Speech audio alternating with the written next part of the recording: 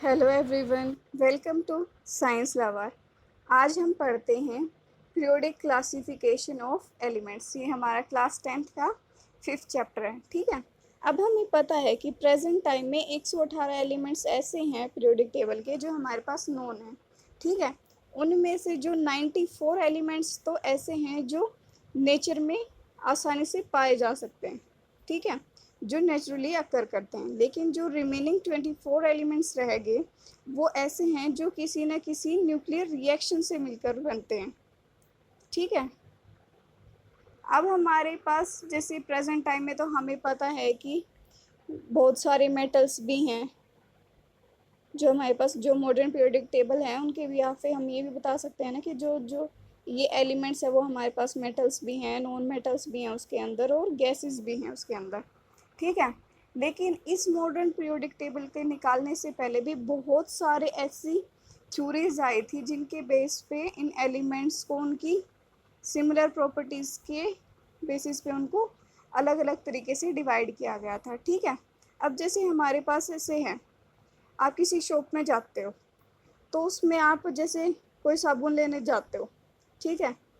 जैसे आपने लिया वॉशिंग के लिए साबुन लिया, तो जो शॉपकीपर है वो आसानी से एक जगह पे जाएगा, आपको भी जिस तरीके का वॉशिंग का वो चाहिए था वहाँ से उठा लाएगा, और वहाँ पे सिर्फ उस एरिया में आप देखोगे कि सिर्फ जो वॉशिंग वाले साबुन है सिर्फ वही मिलेंगे। ठीक है।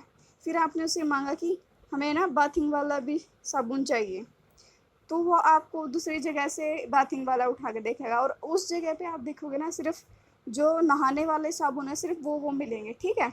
ऐसे जैसे आप शॉपकीपर से बिस्किट मांगते हो तो जहाँ से आपको बिस्कुट उठा के देगा, जिस पर्टिकुलर एरिया से वो उठा के देते हैं आपको, आप वहाँ पे देखोगे वहाँ पे उसी की तरह के बहुत सारे बिस्किट मिलेंगे। ठीक है। ऐसे नहीं है कि बिस्किट के अंदर उसने साबुन रख दिए होंगे, साबुन के अंदर ही बिस्किट्स रख दिए होंगे। ठीक है। वो अलग अलग उन चीज़ों को डिस्ट्रीब्यूट करता है, जैसे जो सिमिलर हैं उनको एक जगह पर रखेगा। जैसे जितने भी नहाने वाले साबुन हैं उनको एक जगह पे रखेगा। ठीक है।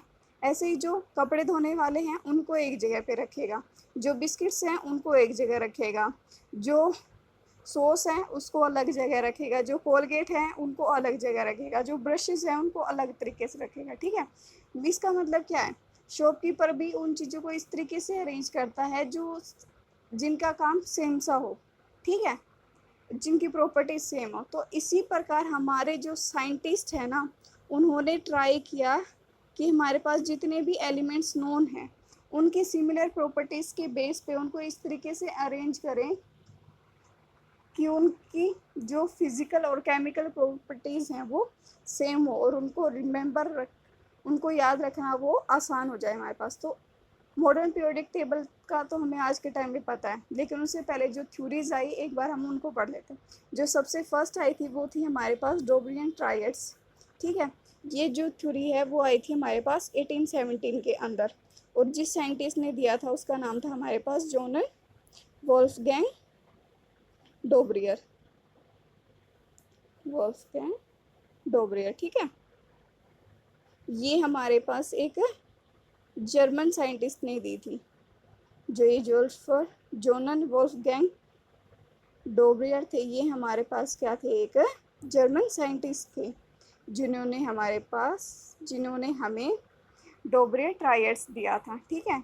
इनके अकॉर्डिंग क्या था हमारे पास कि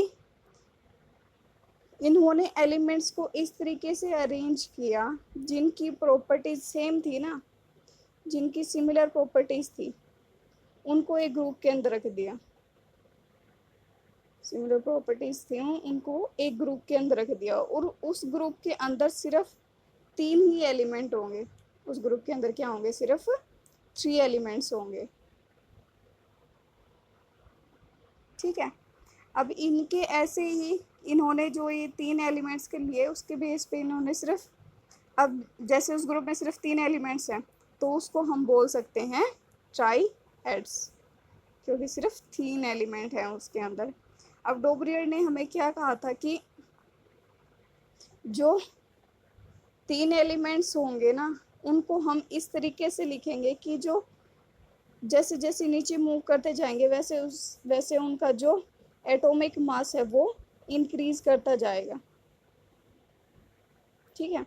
जैसे हमने एक यहाँ पे रख दिया, तो नीचे नीचे हमारे पास जो एटॉमिक मास, जैसे जैसे हम नीचे जाते जाएंगे वैसे वैसे हमारे पास उन एलिमेंट्स का एटॉमिक मास इंक्रीज करता चला जाएगा। ठीक है, फर्स्ट थिंग तो ये थी। और फिर इसने क्या किया कि जो हमारे पास ये मिडल वाला है, जो ये मिडल वाला एलिमेंट है, ये क्या होगा हमारे पास, रफली एवरेज होगा। किसका? फर्स्ट और थर्ड एलिमेंट का क्या होगा हमारे पास, ये रफली एवरेज होगा फर्स्ट और थर्ड एलिमेंट का। एवरेज पता है ना किस तरीके से निकालते हैं, जैसे फर्स्ट और थर्ड की एवरेज निकालते हैं तो 1+3 डिवाइड बाय में 2। ठीक है, इस तरीके से हम इसको, ये हमारे पास किसने दिया था, डोब्रियर्स ने दिया था। ठीक है, अब हमारे पास जो ये टेबल है इसके अंदर जो ये बी और सी ग्रुप है ये हमारे पास किसको शो करते हैं, डोब्रियर ट्राइड्स को। अब जो ये है हमारे पास, ये थे हमारे पास डोब्रियर ट्राइड्स। तो चलिए सबसे पहले लेते हैं हम लिथियम, सोडियम और पोटाशियम। लिथियम का एटॉमिक मास क्या होता है हमारे पास, 6.9। और मान लिया हमारे पास जो पोटाशियम का एटॉमिक मास है वो होता है हमारे पास 39।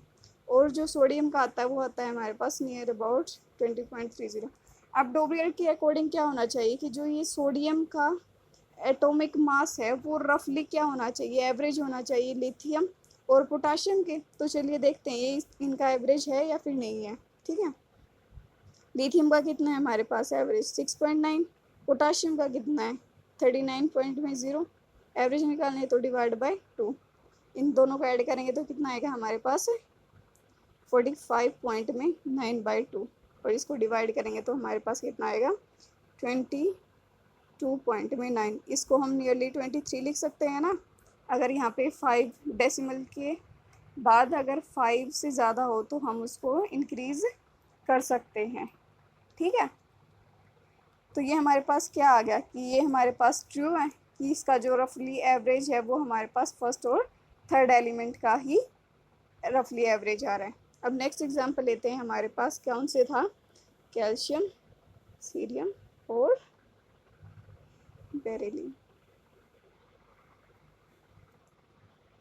अब इसका हमारे पास एटॉमिक मास होता है 40.1, इनका होता है हमारे पास 87 और इसका होता है हमारे पास 137.3।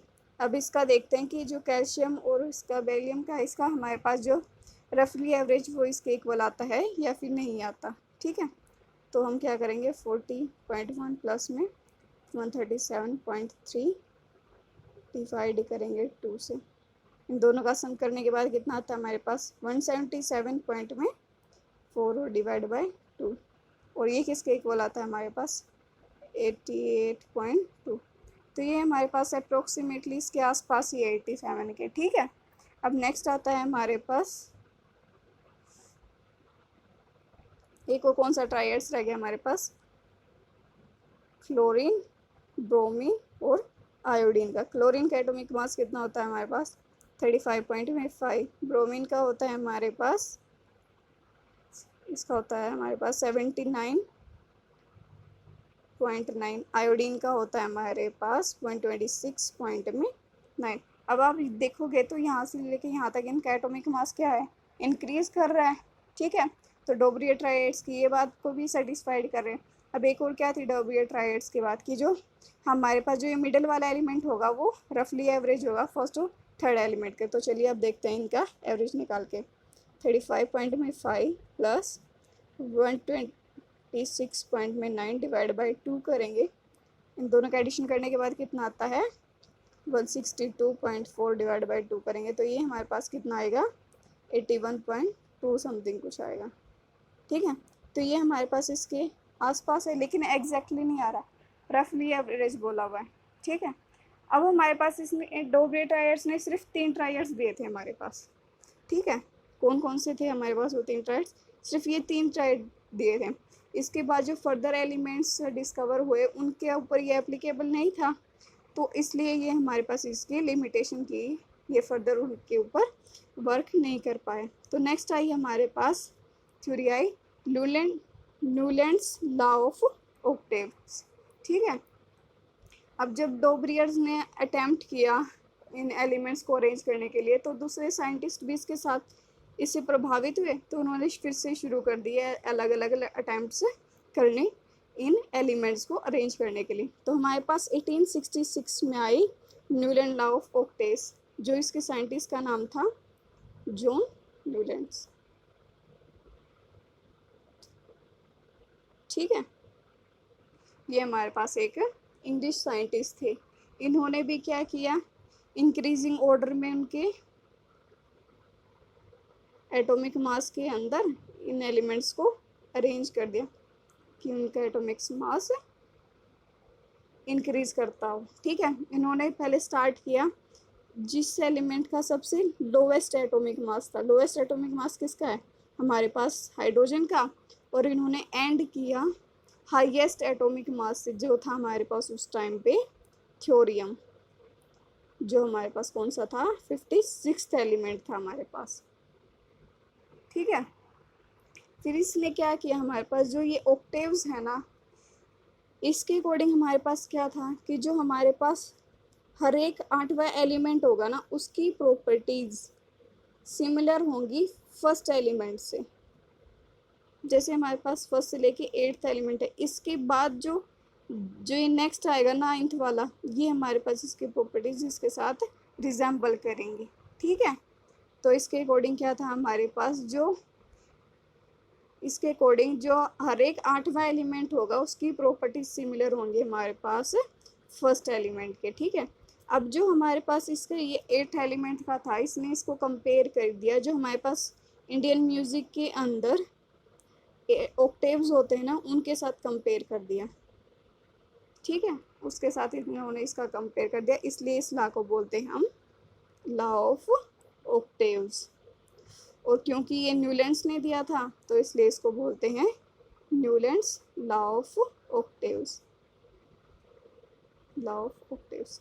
ठीक है, अब ये हमारे पास जो न्यूलैंड्स ने जो टेबल दी थी वो है हमारे पास। ठीक है, इसके अंदर जो ये सा रे गा मा पा धा नी है, ये हमारे पास जो म्यूज़िक के नोट्स हैं वो है हमारे पास, जो ये वाले हैं सा रे गा मो पा धा नी, ये हमारे पास क्या है, हमारे म्यूज़िक के नोट्स हैं। ठीक है, ऐसे ही हमारे पास जैसे ये लिथियम है, इसकी प्रॉपर्टी सिमिलर होगी सोडियम के साथ। जैसे लिथियम के बाद काउंट करते हैं 1 2 3 4 5 6 7, लिथियम वाला भी काउंट होएगा ना, तो 1 2 3 4 5 6 7 8। तो लिथियम और सोडियम की प्रॉपर्टीज़ क्या होंगे हमारे पास, सिमिलर होंगी। ठीक है, अब ऐसे ही हमारे पास जो बेरिलियम की है, उसकी प्रॉपर्टीज़ किसके साथ होंगी, सेम हमारे पास मैग्नीशियम के साथ। एक बार काउंट करें कि ये मैग्नीशियम हमारे पास कितने पे आता है, 1 2 3 4 5 6 7 और 8। तो वही क्या होगा, हर एक एलिमेंट हमारे पास उसके फर्स्ट एलिमेंट के साथ रिजेंबल करेगा या फिर सिमिलर प्रॉपर्टीज शो करेगा। ये हमारे पास क्या थी टेबल, हमारे पास न्यूलैंड लॉ ऑफ ऑक्टेव्स की।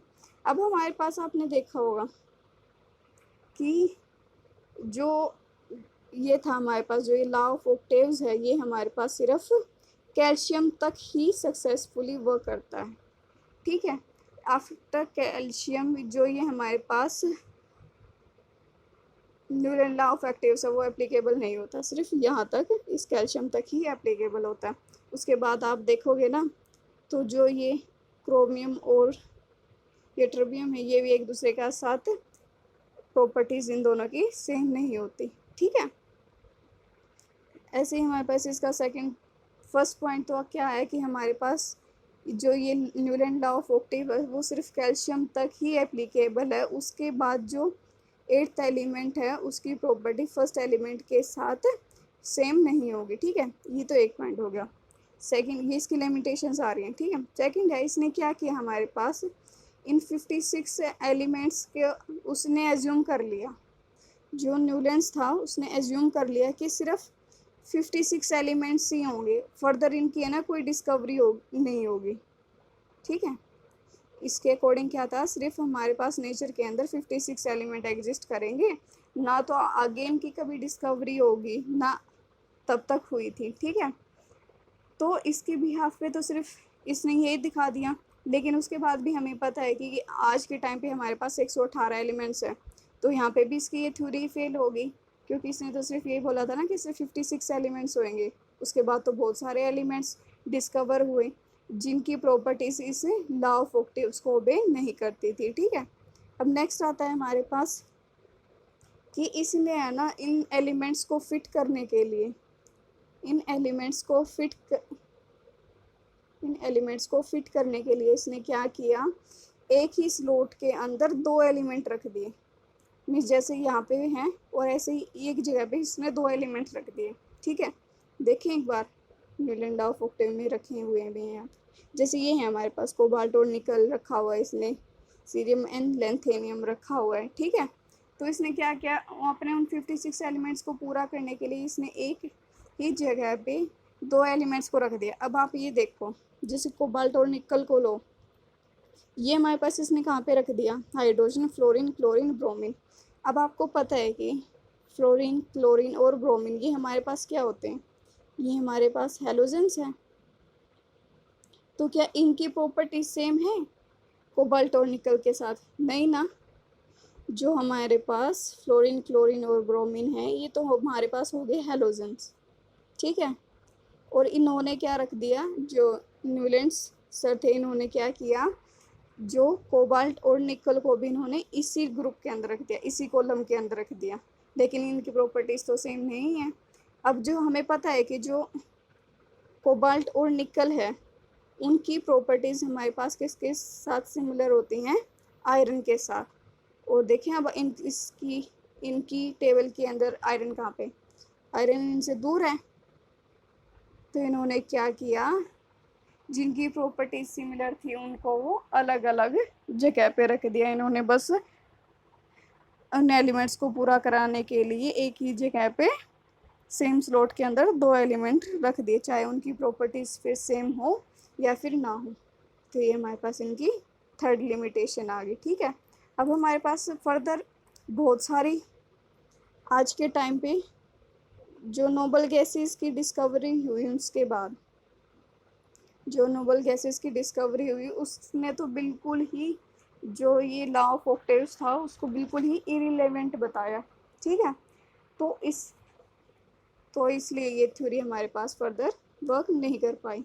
अब इसकी एक ख़ास बात थी, जो ये न्यूलैंड लॉ ऑफ ऑक्टेव्स था ये हमारे पास सिर्फ जो लाइटर एलिमेंट्स है ना उनके ऊपर एप्लीकेबल है, applicable only on lighter elements. तो ऐसे ही बहुत सारी और थ्योरी है, जैसे मेंडलीव किया है, उसके बाद हमारे पास मॉडर्न पीरियोडिक टेबल आई, वो हम नेक्स्ट वीडियो में देखेंगे। So thank you so much guys for watching this video.